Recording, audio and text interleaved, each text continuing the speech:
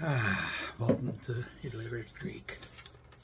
In my Bible, the subtitle for the word for Psalm 19 is "In God's Care," and it starts off, "He who dwells in the secret place of the Most High will remain stable and fixed under the shadow of the Almighty, whose power no foe can withstand.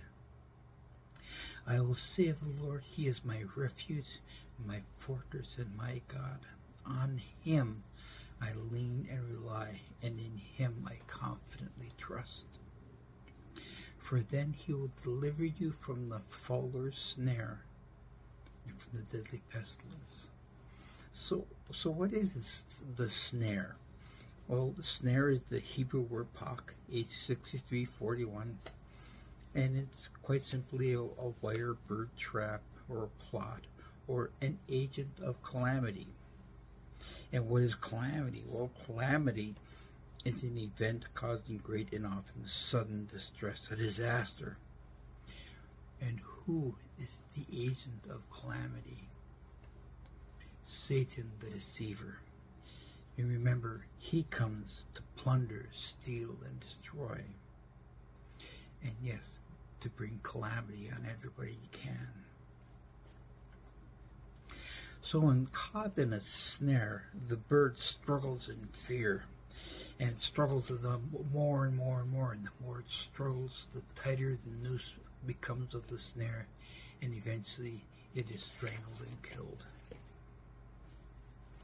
So for many prey animals, thickets or tight brush are common sources of concealment and refuge. And the fowler lays his snares where those animals are going to hide and where they're going to try to get out of. So for us as men, our thicket can often be religion. It's a comfortable, familiar form of godliness, but it denies the power of God.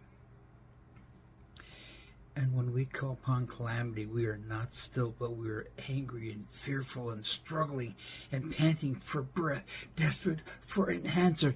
Any answer, we need an answer.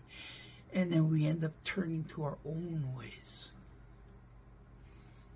which always lead wrong. Proverbs 14 tells us, "There is a way which seems right to a man and appears straight before him." It looks like a good idea, but at the end of it, it's the way of death. At the end of it is the fowler's snare for us. We see in 1 Kings 19 the story of Elijah, and now he had just witnessed the defeat of all the priests of Ahab, and had Jezebel chasing after him and him fleeing from her presence. And he comes before God, and he stands before God. And God brings wind, earthquake, and fire. We're picking up in 19:12. "And after the earthquake, a fire, but the Lord was not in the fire. And after the fire, the sound of gentle stillness, and a still, small voice."